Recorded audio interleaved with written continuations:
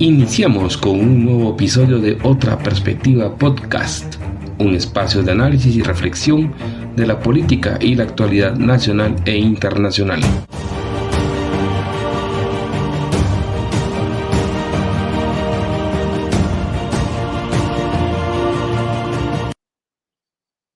Sean bienvenidos a el episodio número 13 de Otra Perspectiva Podcast.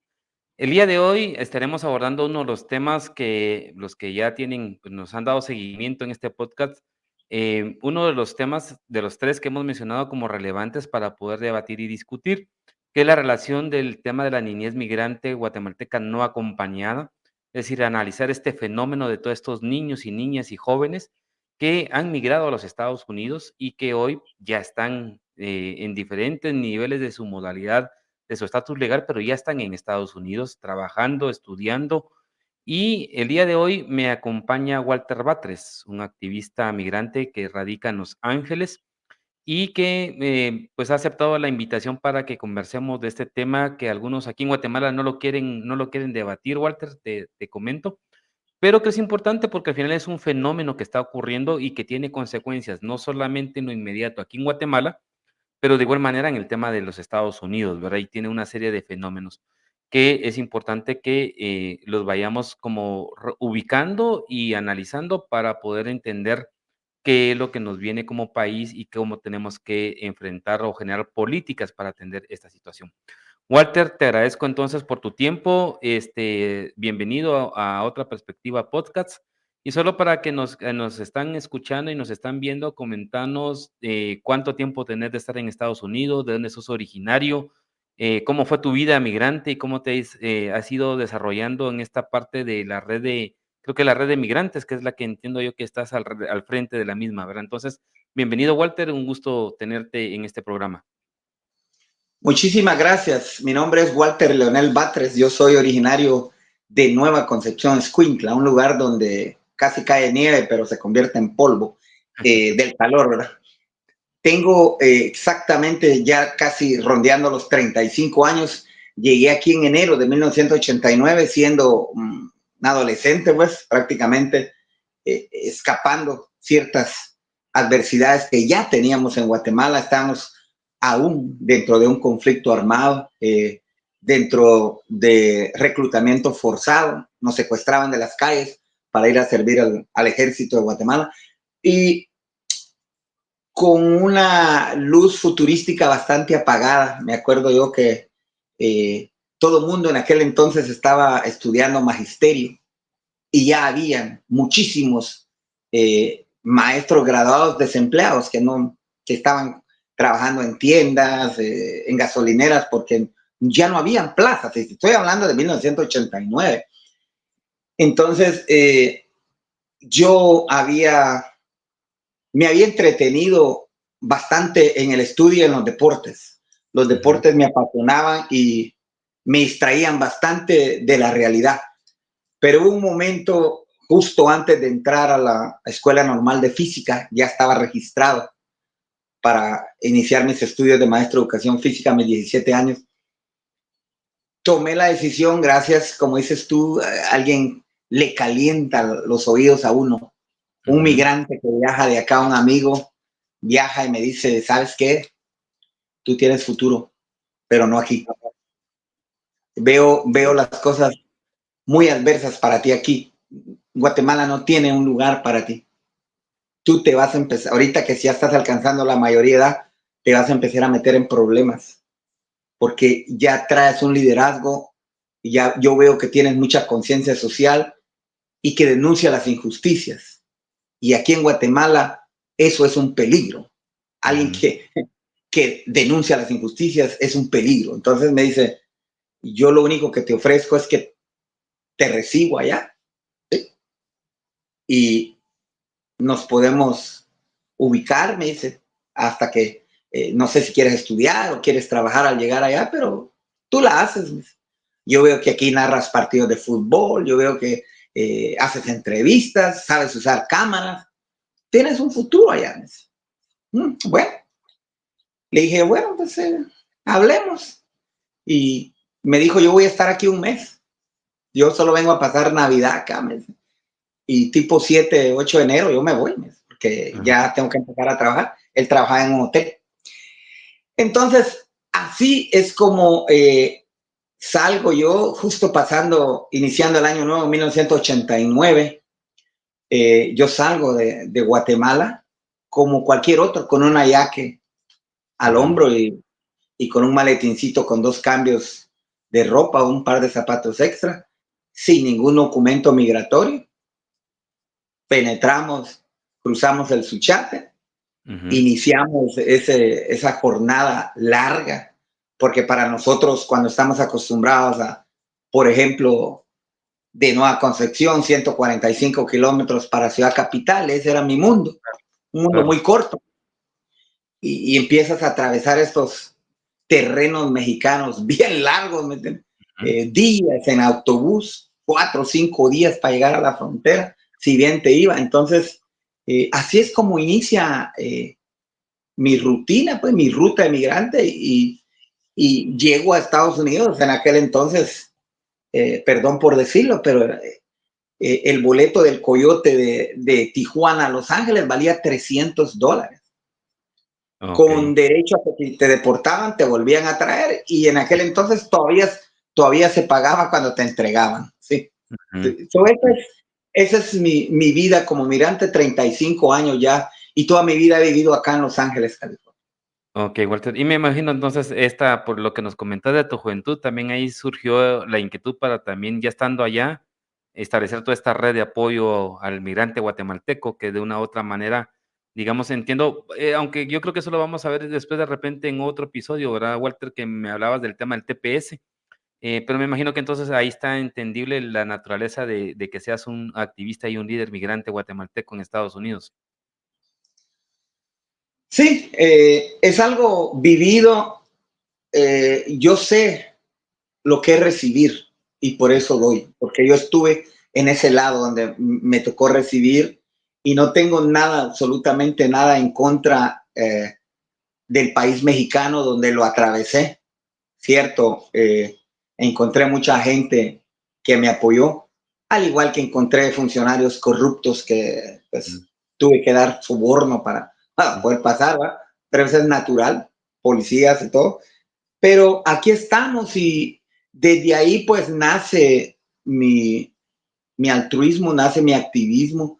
Desde esa época, venir atravesando un país que no es el tuyo, Ujú.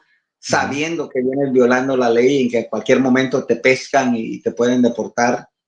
Y así es como nace prácticamente esta pasión de entender la vida migrante. Así es como iniciamos.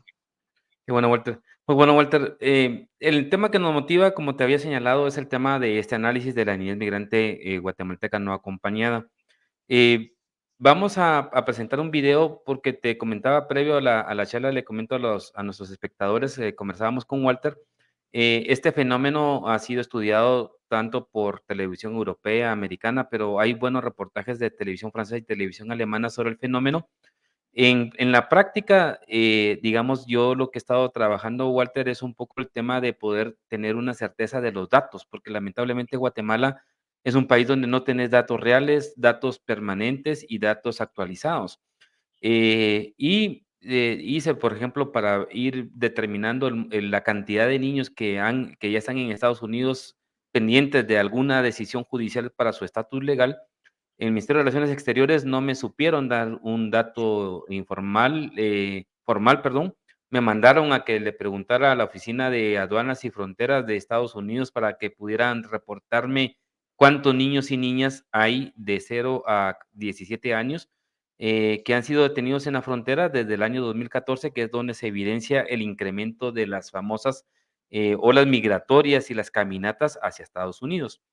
¿Qué es lo que he encontrado? Pues, básicamente, lo que he encontrado en cuanto a los datos es de que, más o menos, hay alrededor, datos más, datos menos, de aproximadamente 800,000, niños y niñas que han sido detenidos y que están en Estados Unidos. Están, digamos, a través del sistema que ya vamos a hablar con Walter, del sistema de protección y de patrocinadores en Estados Unidos, pero, los datos, digamos, reales no lo hay. Hay un aproximado, por ejemplo, del informe de Naciones Unidas que se presentó este año y que anunció el tema del bono demográfico, la reducción del bono demográfico y el proceso de envejecimiento del país, que da un dato de 173,447 menores en el año 2020 a 2023, y luego la misma oficina de, Aduanas y Fronteras de los Estados Unidos, el CBP, está marcando 197,295,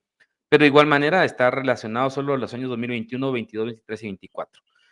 Entiendo, Walter, que digamos este fenómeno, ciertamente se marca fuertemente a partir del año 2013-14, están los reportes aquí en Guatemala, pero que, digamos, llega a tener un incremento fuerte entre el año 2018, 19, 2020, que es donde entiendo yo que hubo una crisis humanitaria del flujo de niños y niñas migrantes no acompañadas.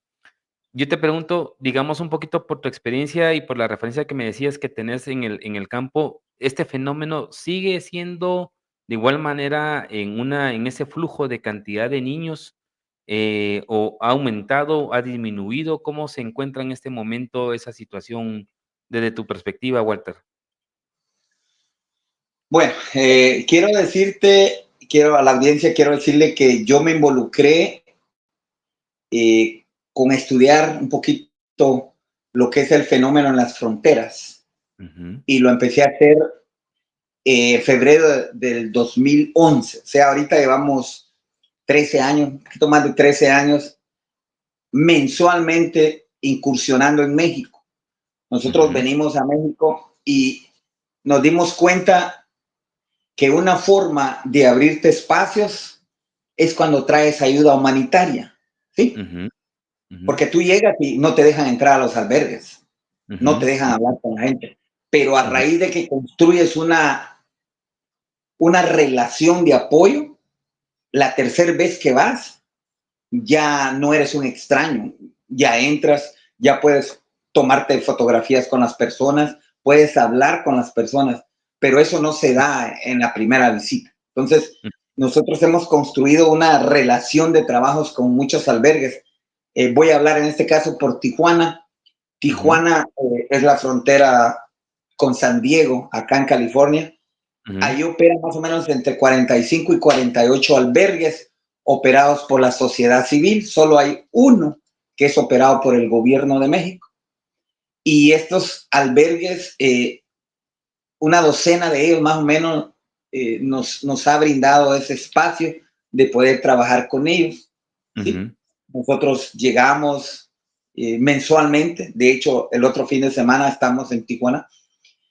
Entonces, Julio, esto a mí me ha permitido ver de cerca la metamorfosis de la migración. okey, Yo te puedo decir cómo eran las cosas en el 2011 y ajá, cómo son las cosas en el 2024, porque no lo he leído, no lo he visto en la tele, lo he vivido, he estado ahí ujú, constantemente. La mayoría de los albergues que apoyamos en Tijuana, los directores son activistas, entonces hablamos el mismo idioma, ¿sí? ujú, Ellos protestan, ellos se presentan en las cortes, ellos presentan documentos, ellos velan por los derechos humanos y por los derechos de los migrantes, se enfrentan a la policía, se enfrentan a las autoridades municipales, estatales y federales en México. Entonces, ujú, eso nos ha gustado porque esta gente es defensora, ¿sí? claro, Entonces, hemos mantenido la relación y hemos trabajado. Entonces, eso me ha permitido a mí y a un grupo más o menos como de 20 activistas que nos turneamos, a veces vamos 3 vehículos, a veces vamos 2, a veces vamos solo uno. Entonces ujú, siempre es un grupo de guatemaltecos a lo cual se los ha unido otras redes de hondureños, salvadoreños. Entonces ahora le llamamos la red centroamericana que tiene el proyecto okey, de Misión Tijuana, ¿sí? Así le ujú, llamamos al proyecto, Misión Tijuana. Nos concentramos en llevar artículos de higiene personal, que es lo más necesitado allá. Todo lo okey, que tú usas en un día, ujú, desde comida hasta rasuradoras, desodorante, todo. Eso es, ujú, es nuestro enfoque. Y con los niños, pues hay otro enfoque. material didáctico, alimentos como cereales, comida enlatada para bebés, Ajá. juguetes, ¿sí? Ropa, cosas que los niños necesitan. Entonces, ese es otro enfoque para los niños. Entonces, hemos estado trabajando y hemos visto, ¿sí? Hemos visto cómo la naturaleza misma encuentra sus formas para que estos niños puedan llegar a Estados Unidos. Ujú. ¿Cómo llegan? Fíjate que ustedes en Guatemala y nosotros acá nos hemos dado cuenta cómo la remesa incrementa año por año, Así es. porque hay más gente llegando acá y más gente enviando dinero, ¿sí? En 4 décadas hemos llegado 4 millones de guatemaltecos a los Estados Unidos. Yo soy uno de ellos. Ujú. Y divides 40 años en 4 millones, te da 100,000 Ujú. guatemaltecos por año. Es una Ujú. matemática que no, es, no cuesta comprenderla, ¿sí? Y el reporte, según Relaciones Exteriores, ahorita hay 3.2 millones de guatemaltecos reconocidos, o sea, Eso es la gente que se ha acercado a un consulado. sí, pues. Ujú. Eh, Hay mucha gente que es alérgica a los consulados, que no quiere ir a los consulados, Ujú. porque no puede, porque no encuentra el mecanismo y se frustra y no puede ir. Ujú. Entonces, los consulados, la red consular, operan 25 consulados guatemaltecos acá en Estados Unidos.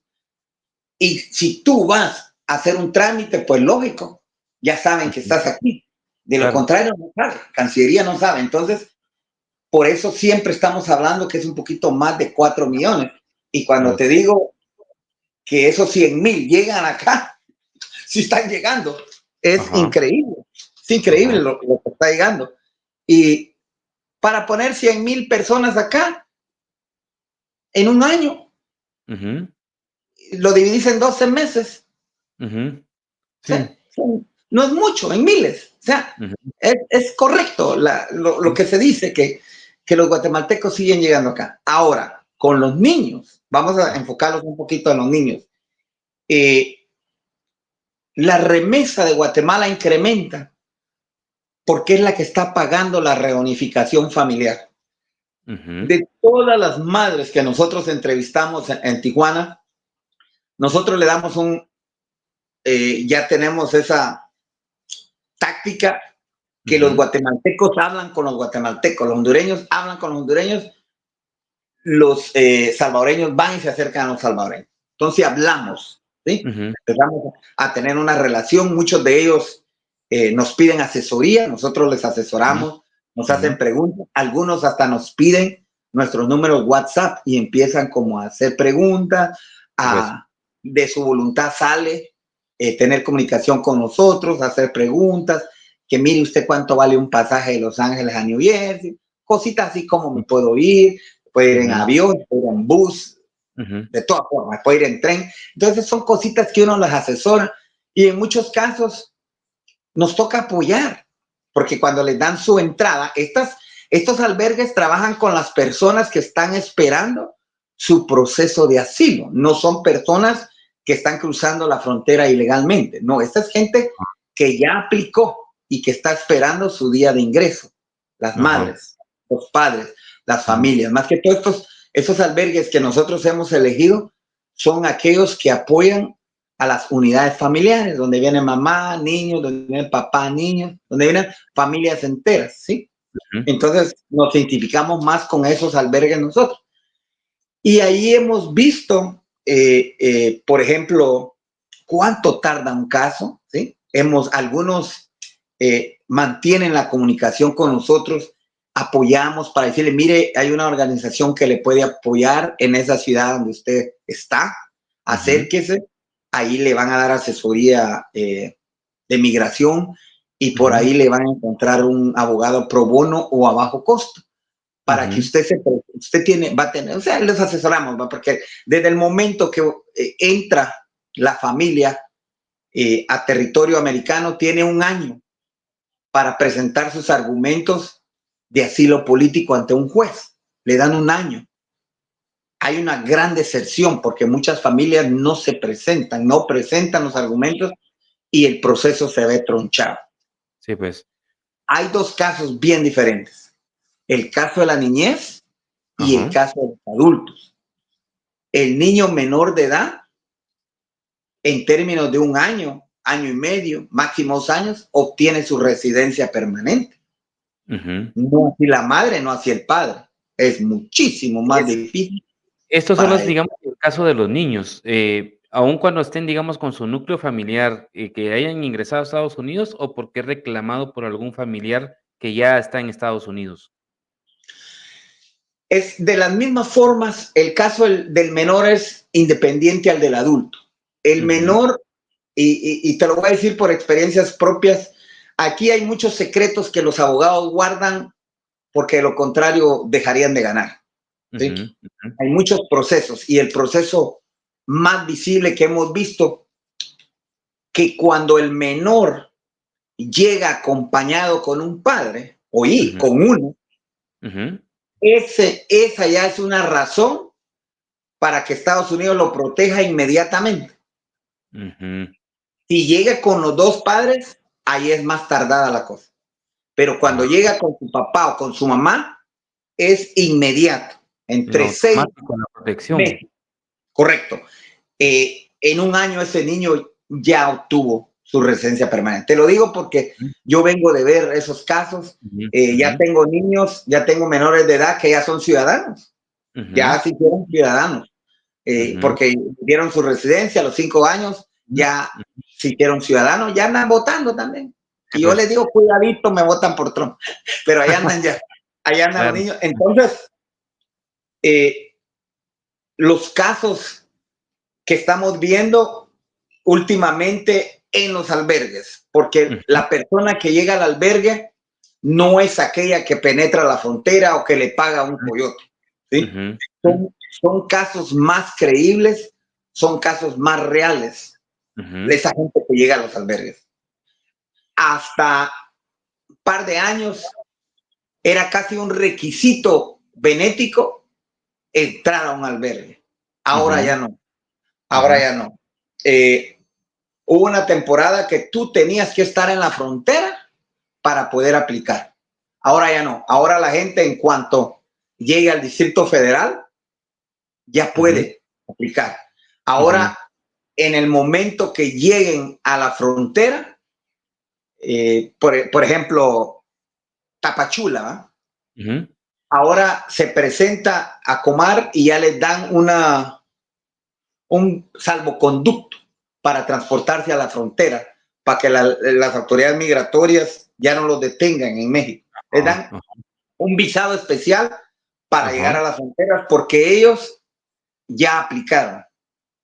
¿Sí? Sí, Ellos pues. ya aplicaron, ya traen, en el momento que ellos le muestran a las autoridades en la frontera que tienen ya una fecha de ingreso en los Estados Unidos, Ujú, México les provee un salvoconducto, un visado especial para que se puedan ujú. transportar hasta esa frontera. Eso no se veía, eso es nuevo, eso apenas Okey. empezó, te estoy hablando de unos 40 días Ajá. y ahora ya la gente puede aplicar prácticamente desde que sale de su país.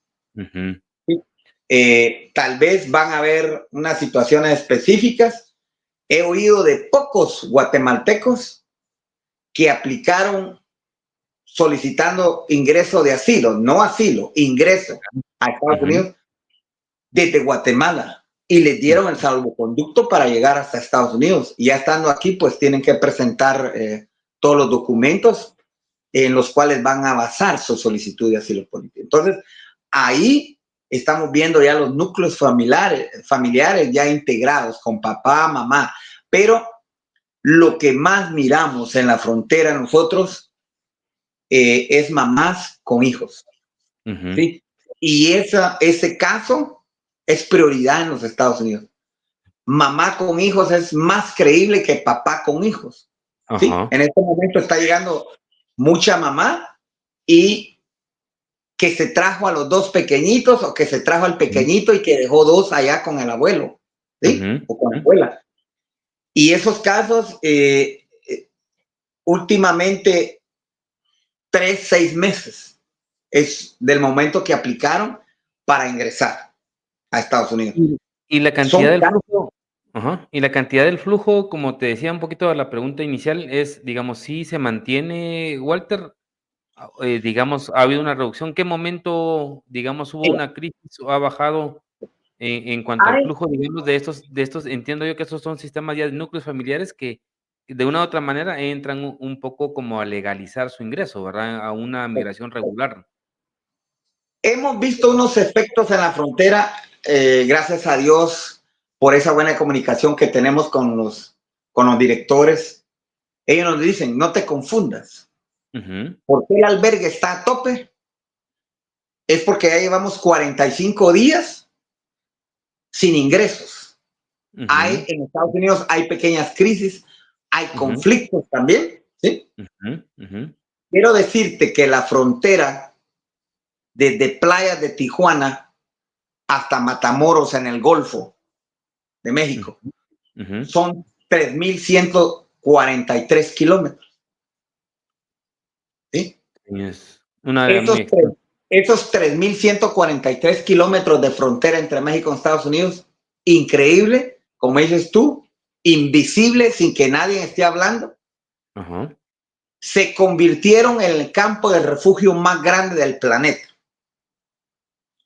Desde Okey. Tijuana hasta Matamoros vas a encontrar estos albergues, Ujú, vas a encontrar campamentos improvisados, muy comunes, yo los he visto.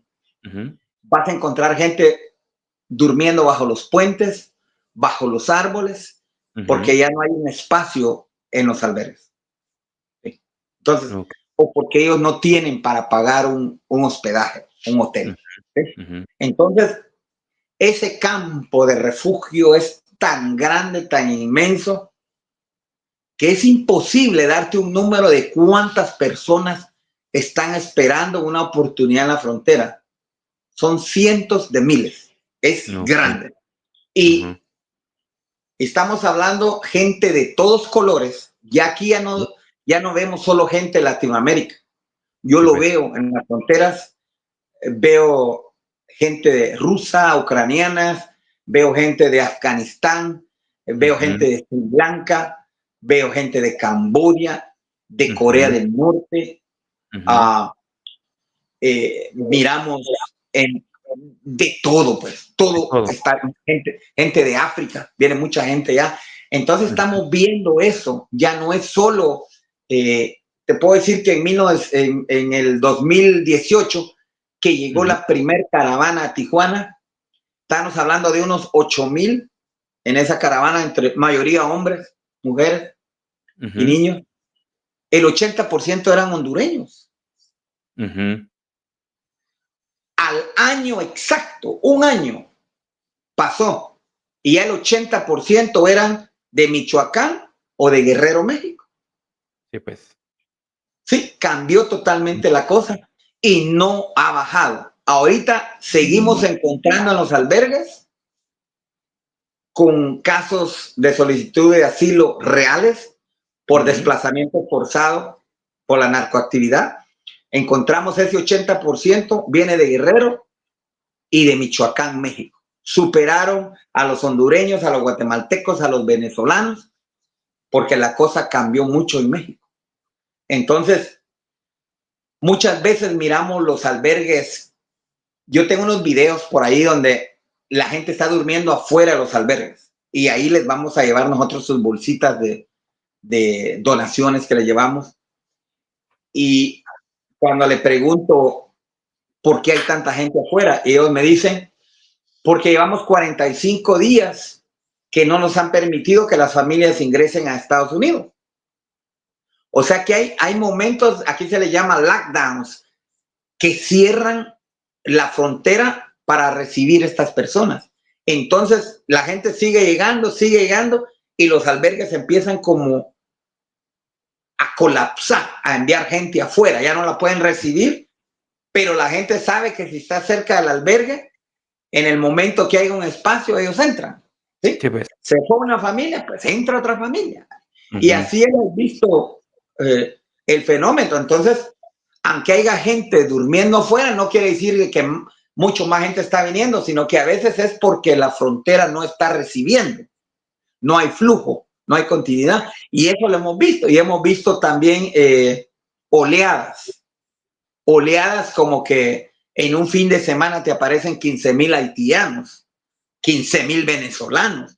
Oye, y uno dice, ¿qué pasó aquí? Abrieron la puerta y llega un montón de gente. Tú mencionabas el tema cuando fue visible la llegada de los niños. Fue en junio de 2014, en la frontera más activa que tiene Estados Unidos con el número de oficiales de inmigración más grande, Nogales, Arizona. Nogales, Arizona, el Border Patrol de Nogales, Arizona, la migra de Arizona, controla 32 millas. Ok. ¿Sí? Es pequeño. Solo te digo que Arizona son 200 millas de frontera y esta estación de migración solo controla 32 millas. Y en ese entonces tenía 750 oficiales. ¿Sí? Es la más grande. Es la estación de migración más grande de Estados Unidos, la de Nogales, Arizona. Y justo después de que pasó la crisis, nosotros fuimos, logramos el ingreso y yo caminé en las famosas jaulas, ¿sí? Los gallineros. Sí, famoso. Ya no estaban los niños, ya no estaban. Pero todavía estaba el equipo de cocina, todavía estaba el equipo de aire acondicionado, las camas, las jaulas, yo las vi.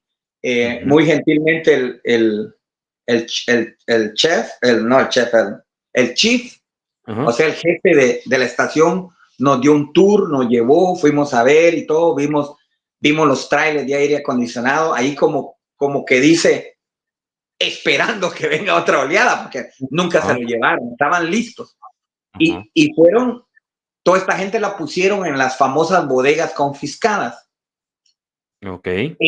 En esas 32 millas, en aquel entonces habían descubierto ya 112 túneles que conecta una bodega en México con una bodega en Estados Unidos. O sea, túneles de más de 1,5 kilómetros largo bajo tierra para el transiego de contrabando, de estupefacientes, drogas, niños, qué sé yo.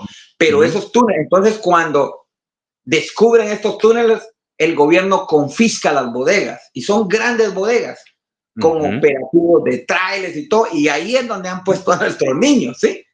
En esos gallineros. Yo tuve la oportunidad de ir a ver esto y pues hablar, y del lado humano, los oficiales de migración, el chief nos contaba que cuando esto pasó, en un día para otro le aparecen 1,100 niños de Guatemala.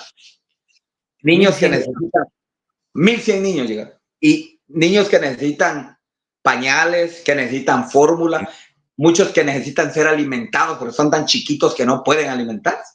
Y en este caso, Walter, digamos, este tipo de niños es que van, digamos, completamente solos, o sí hay a veces menores o las mamás con ellos. Estos 1,100 niños en un término de 3 días llegaron solos. Solos. Llegaron Wow. sin ni un padre. Los padres ya estaban aquí, los mandaron a traer porque un pícaro allá difundió información en Facebook que para que los niños pudieran entrar, tenían que entrar antes de que terminara el mes de junio. Eso fue lo que difundieron en San Marcos, en todo el occidente. Y la gente se asustó y empezaron los abuelos a dejar ir a los niños con el consentimiento de los papás. Los coyotes los traficantes se los trajeron y solo los cruzaron, los dejaron ahí. Y ahí, mira, hay unos videos donde los niños estaban a punto de caer al agua. Sí, a las corrientes, niños que apenas caminaban de año y medio, caminando a punto de caerse a unas tremendas corrientes de agua, y los oficiales de migración corrían y los fueron a traer, a agarrar. Y me decía el oficial que el chief puso una alerta y pidió a toda la fuerza de migración de Estados Unidos, pidió que llegaran inmediatamente padres de familias en la fuerza o personas que tenían experiencia médica. Y llegaron todos estos oficiales de la frontera de Canadá, del océano, de todas partes llegaron para apoyar, porque tenían 1,100 niños. Pidieron apoyo al Departamento de Defensa, llegaron los médicos, llegaron los hospitales rodantes del Departamento de Defensa. O sea, ahí fue cuando lo vimos nosotros, lo vimos que fue bastante visible. Fue finales de junio del 2014. Fue cuando sucedió esta oleada. De ahí para acá, solo aumentó. Para arriba, para arriba, para arriba, para arriba y para abajo, y no ha habido un descenso. Sí. Y la razón es porque el deseo de mamá es inmediatamente traerse a sus hijos. Entonces la mamá viene aquí, paga su deuda, está ahorrando, logra y de repente, ¡pum!, manda el dinero para que a los demás miembros de la familia. Porque cuando son menores de edad, son indeportables, no los pueden deportar. Lo pueden deportar cuando viene con su mamá o con su papá, porque es responsabilidad de la mamá. O sea, el niño tiene que irse deportado con la mamá. Pero si el niño entra solo, si el niño entra solo a territorio estadounidense, la US Customs, el Border Patrol, la migra que se le conoce, inmediatamente se lo tiene que entregar en términos de horas al Departamento de Salud, que es la que se encarga de la reunificación familiar. El Departamento de Salud dice, tenemos espacio en tal albergue, lleven esos 2 niños ahí, y ya los van, los recogen, los llevan a un albergue, evaluación médica, contactar a los padres y empieza todo. Muchos padres, a partir del nuevo gobierno democrático, se hizo muchísimo más rápido, porque ya hay leyes que estaban siendo incumplidas en el periodo de Trump. Hay leyes que especifican el tiempo que un menor puede estar en manos del gobierno. Tiene que ser inmediatamente entregado a uno de sus padres. Ahora, cuando no hay un padre acá, ahí es cuando entran los famosos tíos, ¿sí? Entran los famosos padres, los famosos hermanos. Pero ojo, porque como tú lo dices ahí en el video, efectivamente hay un chequeo exhaustivo de quién es esta persona. Primero, tiene una dirección física apropiada para recibir a un menor, ¿sí? Le chequean sus antecedentes penales, sus ingresos, si esta persona tiene mínimo para pagar el agua, para pagar la electricidad y para pagar la vivienda. Porque los programas alimenticios para los menores de edad aquí son bien efectivos, como el de salud, ¿sí? Y el de educación, casi que son mandatorios. Entonces, mucha gente que recibe a estos niños, cuando no son sus papás o siendo sus papás, el niño obtiene beneficios alimenticios. Los famosos cupones, las famosas tarjetas recargadas con dinero que solo se pueden utilizar para comprar alimentos. ¿Sí? Hay un límite ahí.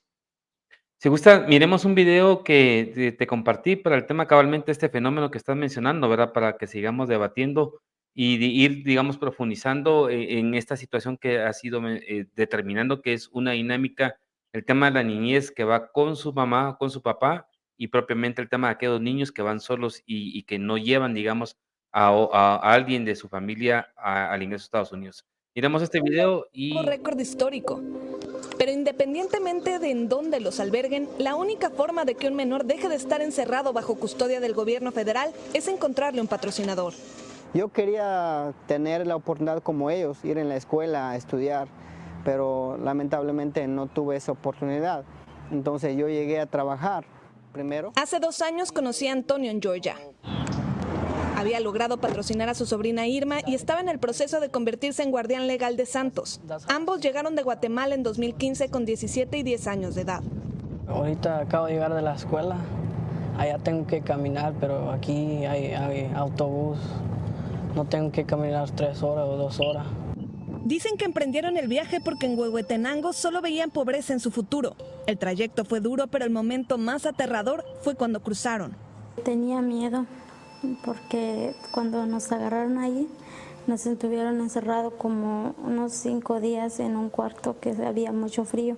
Me daba miedo de hablar y allá los migraciones solo hablaban en inglés, como no les entendía nada. Sin embargo, ambos sabían qué debían hacer para salir de allí.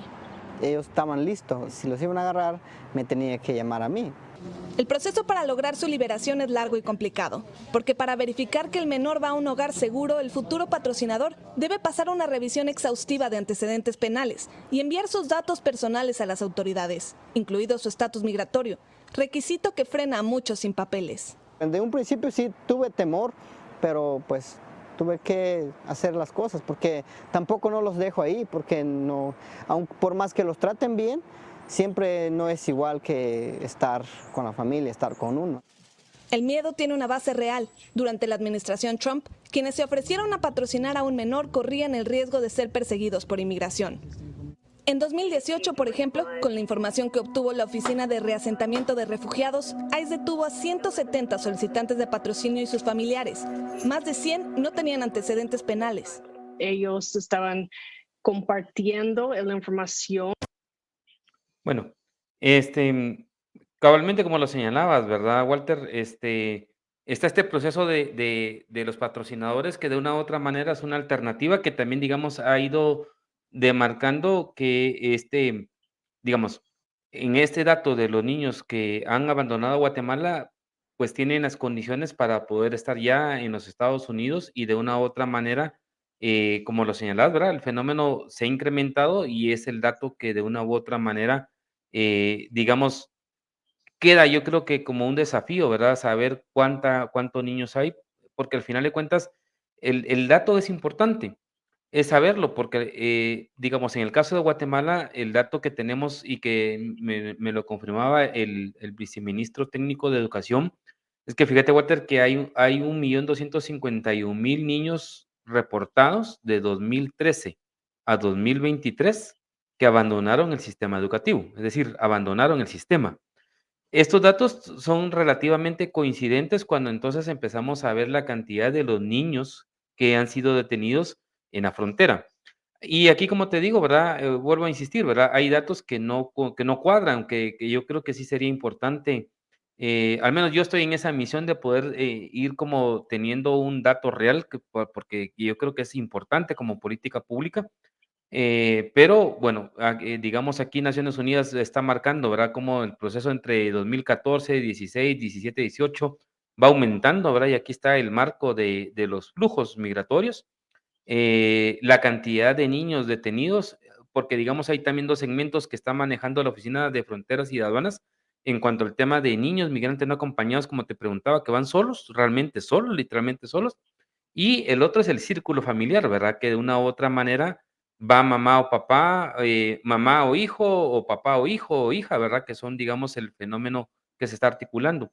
Pero que al final de cuentas, en este caso, el dato que, digamos, marca la Oficina de Aduanas y Fronteras hacia solo en 4 años son 197.295 niños no acompañados con, incluyendo el tema de algún adulto, papá o mamá, están vinculados, aquí no se ve muy por la gráfica, muy chiquito, pero están alrededor, digamos, de esos 197.000 que han abarcado. Pero el dato que, digamos, de la misma Oficina de Fronteras y Aduanas a mí me daba, me sumaba alrededor de 648.000.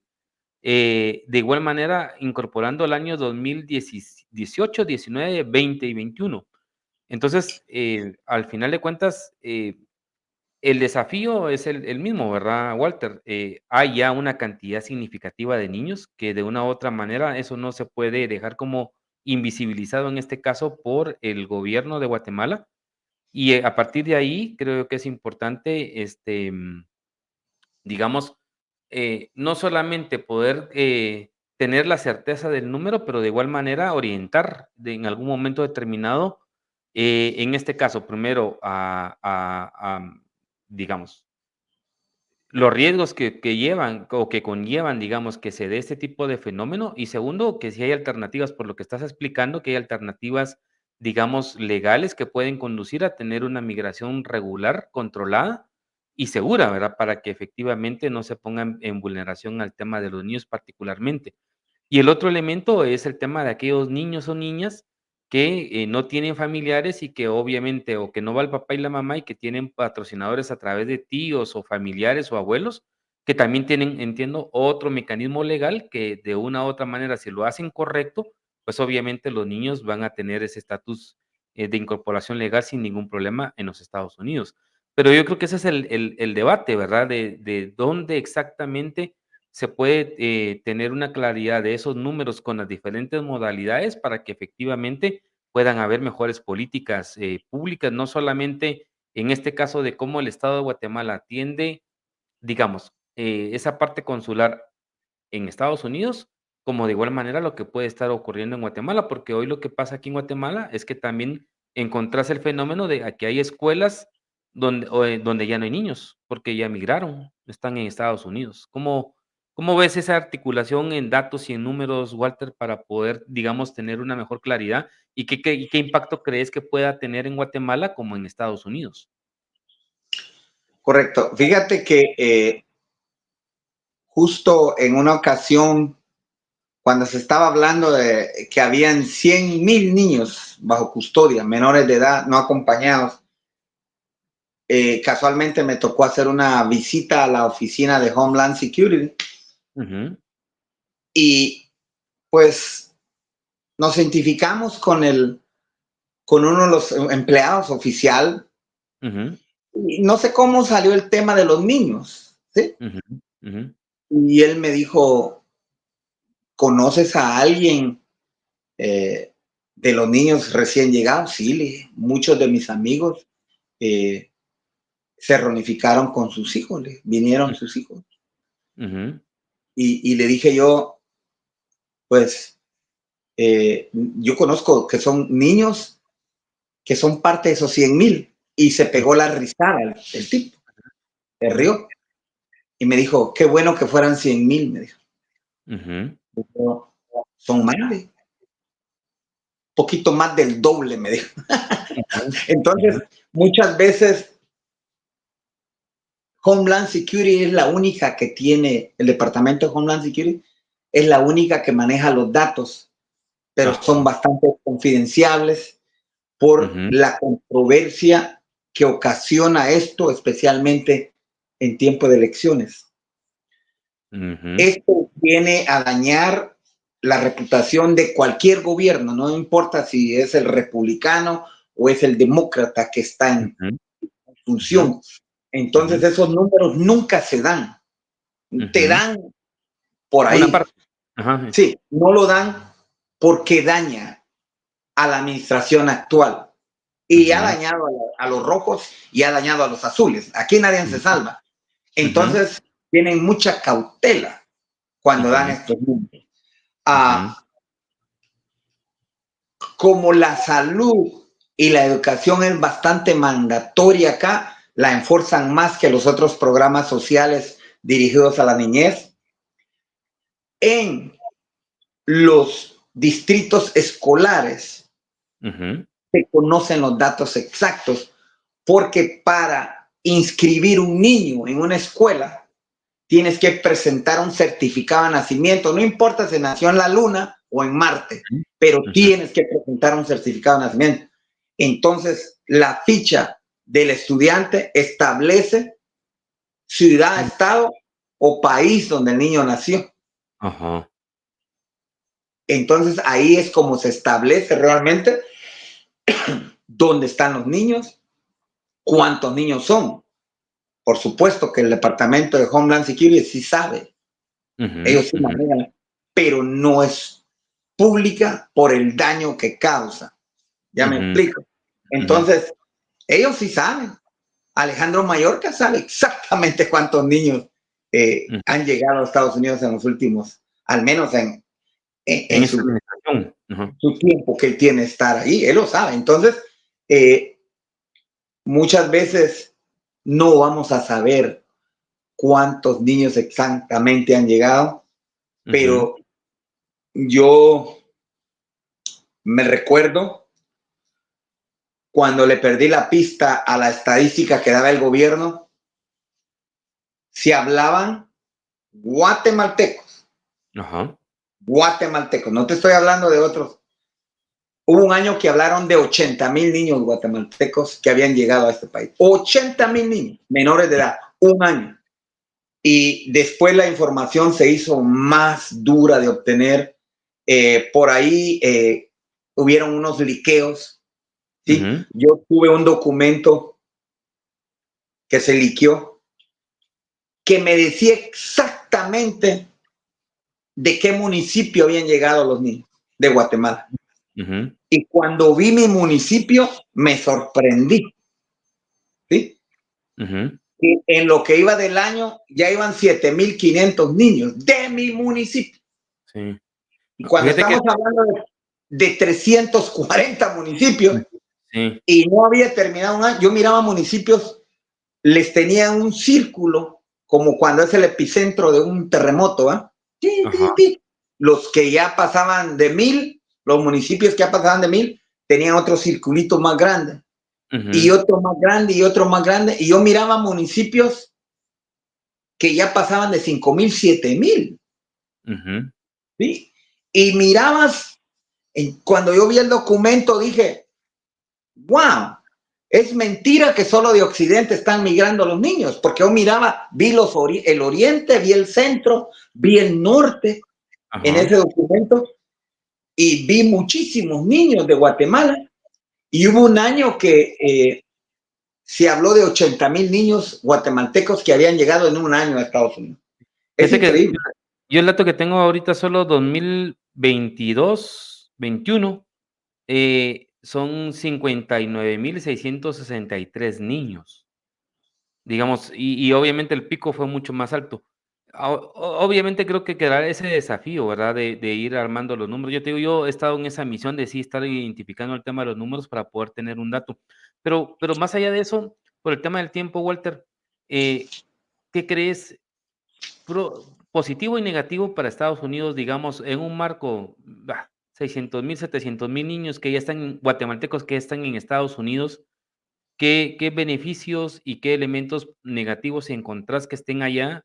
¿Y qué elementos positivos y negativos para Guatemala, que ya esa población ya no está en el país? Te voy a responder como ciudadano americano. Es lo mejor que le puede pasar a Estados Unidos. Ujú, Estados Unidos envejeció. ujú, Te voy a hablar del estado de Ohio, que fue la ujú, última frontera, lo más duro en contra del migrante. ujú, Usaron la fuerza, usaron la discriminación, usaron fuerza brutal policíaca, usaron todo lo que tenían para repudiar al migrante por 40 años. ujú, Y esa gente envejeció. ujú, Hubo el momento que tuvo que dejar su casa e ir a un asilo de ancianos. Ya sus ujú, hijos ya no están, sus hijos ya migraron, se fueron para otro estado, los viejitos se quedaron solos. Columbus, Ohio, es la ciudad que más ha crecido en los Estados Unidos. Ha llegado tanto guatemalteco que en los tiempos del señor Jimmy Morales yo le dije que tenían que abrir un consulado en Columbus, Ohio, porque ujú, era necesario el ujú, montón de gente de Guatemala que llegó a vivir a Columbus, Ohio. Fue increíble. O sea, por 40, 50 años no puede entrar nadie. ujú, Y de repente la gente que opuso resistencia se envejeció, ujú, ¿sí? Y está la oportunidad de trabajo, la oportunidad de vivienda. Yo hace, ¿qué te puedo decir cuándo fue? Por ahí, por el 18, 17 estuve en Columbus, Ohio, y vi una casa en $14,000. Sí, ajá, de venta, de 2 recámaras en una esquina. Y me dice mi amiga, mira, esa casa vale $14,000, la que está en la otra esquina vale 18. Casas menos de 20,000 en Columbus, ajá, Ohio, porque la gente envejeció, murió, se fue y ahora había oportunidades. Entonces, en base a la pregunta, Estados Unidos envejeció ajá, y la fuerza laboral que le está dando el migrante es la salvación que los Estados Unidos necesitan. Traer estos niños ujú, que ya, lógico, ya fueron creados por Guatemala, ya fueron educados hasta cierto nivel por Guatemala, ¿sí? Vienen ya en una etapa donde ya se pueden defender por sí solos, niños mayores de los 18 años, ¿sí? Perdón, mayores de los 10 años, llegan estos niños, Estados Unidos les da 4 años de estudio y son ciudadanos con todos los beneficios del idioma, de la cultura, ¿sí? Listos para enfrentar la fuerza laboriosa que este gran país necesita. Entonces, la llegada del migrante es lo mejor que le puede estar pasando a este país. Lastimosamente, nos han usado como chivos expiatorios y no quieren reconocer que la fuerza laboriosa del migrante es la energía viva de este país. Somos los que construimos, ¿sí? Somos los que ponemos comida en la mesa. Somos los que estamos cuidando a sus niños mientras ellos van a sus trabajos. Entonces, eso hasta un ciego lo ve. Lastimosamente, este país está cayendo en un chantajismo por falsos profetas, gente que te dice que es cristiana cuando son el mismo diablo, y han engañado a muchos. Engañan hasta los propios cristianos, están engañados en este momento de que hay que echar para afuera a estos niños, de que hay que echar. Le digo yo a los viejitos, ¿usted cuántos años tiene? Tengo 70. Y le digo yo, ¿quién cree que está pagando su Social Security ahorita? Él dice el gobierno. Sí, pero ¿de dónde está el gobierno agarrando el dinero? De la gente que está trabajando. Si no hay gente trabajando, no hay fondos para el plan de retiro de los viejitos, ¿sí? Entonces, si Estados Unidos ha abierto las fronteras, es porque hay una demanda que cubrir de trabajos. Estados Unidos no tiene gente que trabaje en estos momentos. Hay una deficiencia de 10 millones de trabajadores. Sí. Por supuesto, esa información no se puede decir porque afecta, ¿sí? Por eso es que se están poniendo unas políticas, que queremos la migración legal, queremos la migración ordenada, y le estamos dando a Guatemala 40,000 trabajadores temporales, le estamos dando a Honduras otros 40,000. O sea, están inventando una migración circular, ¿sí? De gente que viene, ¿sí? Trabaja el verano y cuando en Estados Unidos empieza a nevar, ellos se regresan a su país, los vuelven a traer en el mes de marzo, trabajan hasta el mes de octubre, se regresan, y eso es lo que le está funcionando a Estados Unidos ahorita. Entonces están como explorando este nuevo sistema de migración circular, que muy pronto va a ser muy común en nuestros países, que la gente va a venir a trabajar y se va a regresar, va a venir y se va a regresar. Entonces, el coyotaje pues va a disminuir, ya no va a haber gente que quiera pagarle 10,000, 20,000 dólares a un coyote para que lo traiga a Estados Unidos. Ya va a haber gente que dice, no, voy a aplicar para una visa de trabajo, me voy a ir a trabajar y regreso y vuelvo. Es lo que hemos visto en Canadá. Canadá tiene una demanda de 35,000 trabajadores, pero son trabajadores del campo. No estamos hablando de trabajadores de la construcción, no estamos hablando de trabajadores de la hotelera, no estamos hablando de trabajadores de la pintura, no estamos hablando de trabajadores de la cocina. Hay una gran demanda en Estados Unidos para esta clase de mano de obra calificada. Si hay chefs en Guatemala, si hay maestros en Guatemala, aquí hay trabajo para ellos. Pero desgraciadamente nuestra Cancillería no tiene un sistema de contrato laboral en exterior. Pregunta si hay una oficina. No hay.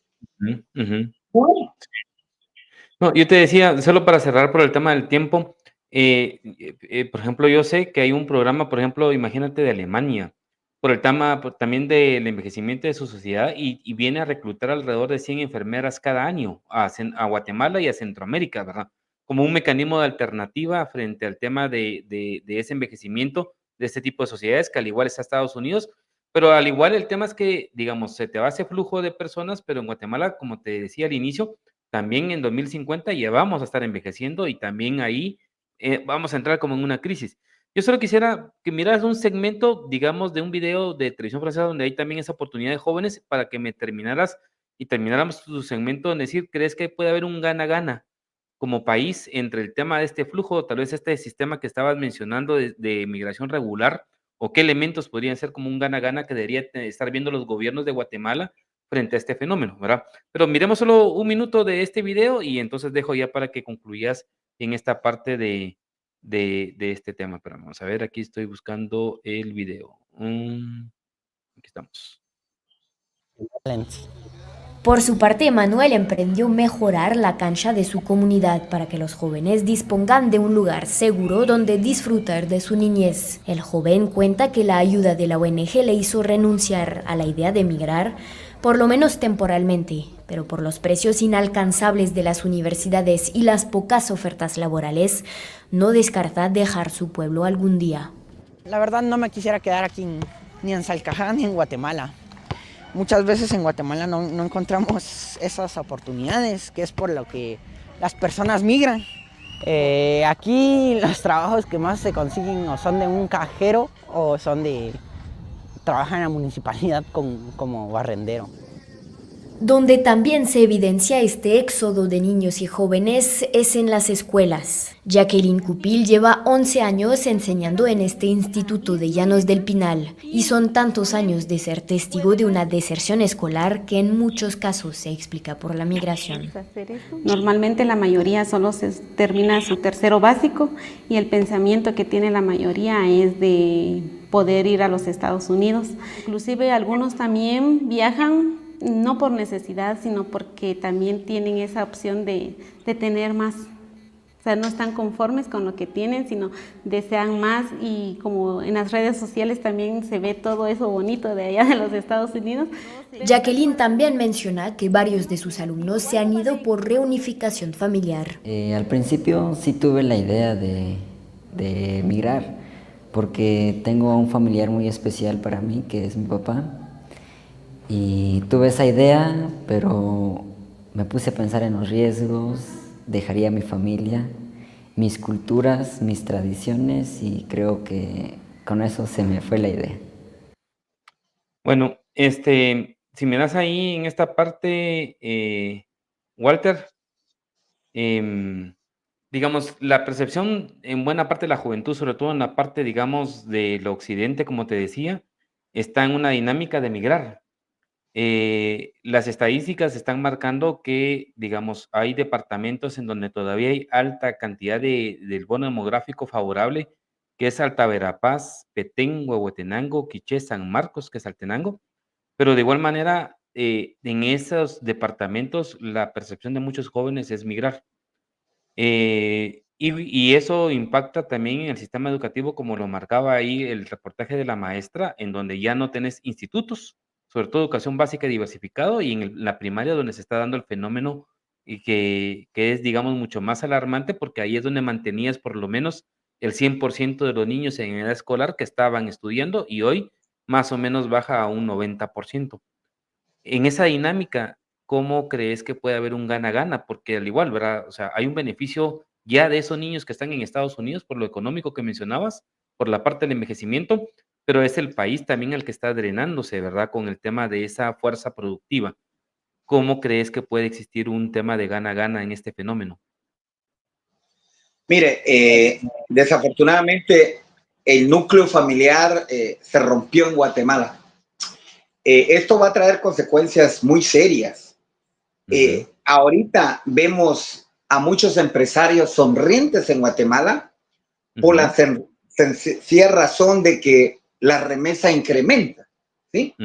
La remesa incrementa y llega bien limpita a Guatemala, sin enviar nada. Entonces, a raíz de que haya más migración de Guatemala, el empresario va a estar más feliz, porque la remesa se gasta en cosméticos, en tiempo aire, en tecnología y en golosinas. Mantenimiento, sostenimiento de vida es lo que es donde se invierte la remesa. No hay inversión. Entonces, el empresario está feliz, ¿sí? El mismo gobierno se beneficia del arancel de la remesa, del impuesto que paga la remesa, porque hay un beneficio muy silencioso que recibe el gobierno de Guatemala por el concepto de cada envío de una remesa, ¿sí? El pago que tiene que hacer la remecedora. Entonces, a raíz de que los dólares estén llegando a Guatemala, tiene una buena estabilidad en respecto a la moneda del dólar. Tiene un buen balance. Hay mucho dólar, pues el valor del dólar sigue bajando en Guatemala, y ahí no lo digo yo, se ha mantenido, ¿me entiendes? Es la moneda más estable en Latinoamérica, pero gracias a que Guatemala en este momento solo México le supera a Guatemala en remesas. Nosotros somos el segundo lugar de 17 países de Latinoamérica. Guatemala ocupa el segundo lugar en el recibimiento de remesas del extranjero, y es gracias a esa gran comunidad de 4 millones de migrantes que están jóvenes trabajando en el exterior. Entonces, y no hablo solo de Estados Unidos, estoy hablando de guatemaltecos en México, guatemaltecos en Europa, guatemaltecos en Canadá, ¿sí? Entonces, está pasando, y definitivamente no todo el tiempo va a ser así. Claro. Como dices tú, Guatemala va a envejecer, ¿sí? Los dólares, está comprobado que el migrante llega un momento en que deja de enviar remesas porque ya no tiene a quién enviarle remesas. Claro. 10, 15, 20 años, y eso me pasó a mí.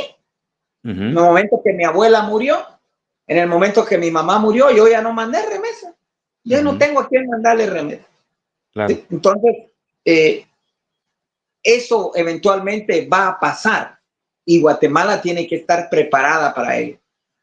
Yo apostaría, ahora que vamos a empezar a ver una migración circular, no solo hacia Estados Unidos, se va a ver hacia otros países europeos, caribeños.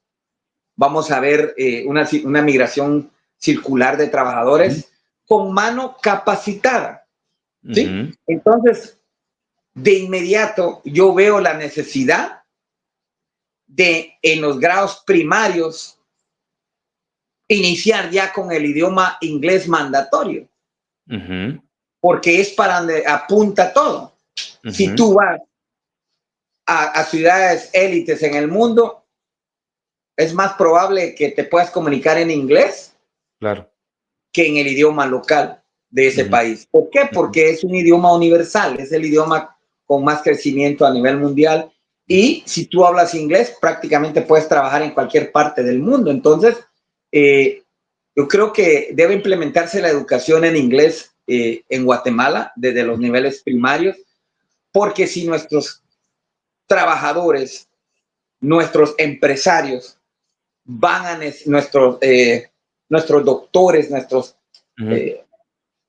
trabajadores de la salud van a empezar a venir a trabajar a un país donde se hable el idioma inglés, yo creo que es tiempo que ya empecemos, y eso podría darle un giro rotativo a Guatemala de la gente que se va y regresa, se va y regresa. Entonces, no estamos tan mal a que se vayan para siempre, como es el caso de lo que está pasando ahorita. La mayoría, pues, nos venimos para acá, nos hacemos ciudadanos, adoptamos la ciudadanía del país, y pues lógico, amamos Guatemala, nos interesamos por Guatemala, pero ya no vamos a enviar remesas a Guatemala.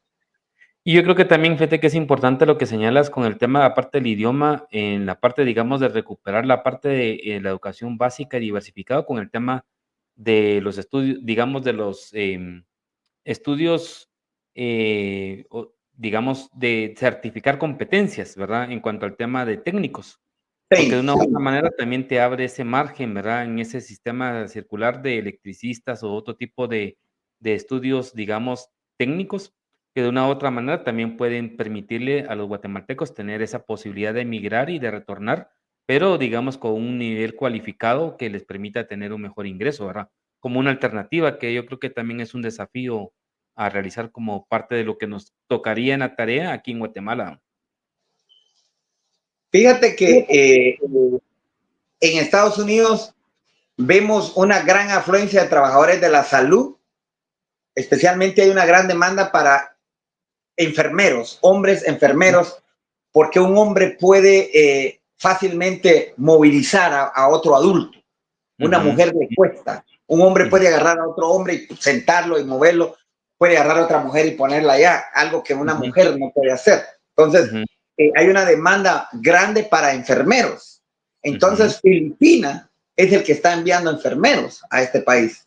Está plagado de enfermeros acá. Entonces, veo eso, veo la necesidad. Pero cuando analizamos las universidades en Estados Unidos, están llenas de estudiantes extranjeros. Por supuesto, jóvenes que pueden pagar sus estudios. El país que más estudiantes tiene en Estados Unidos es India. India es el país con más estudiantes acá en las universidades de Estados Unidos. Entonces, si ellos están viniendo a preparar a Estados Unidos, ¿me entienden?, de la India, es gente que ya está optando con una visión empresarial. Vienen a estudiar el mercado, vienen a estudiar qué es lo que se vende, qué es lo que compra Estados Unidos, regresan a su país y empiezan a enviarle a Estados Unidos lo que Estados Unidos consume. Entonces, yo creo que en las buenas relaciones comerciales, Guatemala tiene que ver qué puede exportar y producirlo desde allá. Y no me refiero solo a productos comestibles. Hay tanto que se puede exportar, pero desafortunadamente no exploramos, no explotamos ese potencial que tenemos en Guatemala, y por eso que a deficiencia de empleos vemos una migración prácticamente forzada hacia el extranjero, que no hay empleos en Guatemala. Te gradúas y no hay empleo. Así es. Entonces, la gente se ve forzada a buscar un medio ambiente fuera de sus fronteras. Entonces, ahí pues prácticamente podemos ya contabilizar, visibilizar cómo se está meneando el planeta.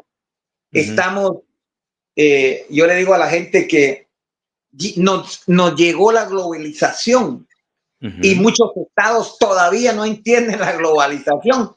Están estancados queriendo vivir con leyes de 50 años.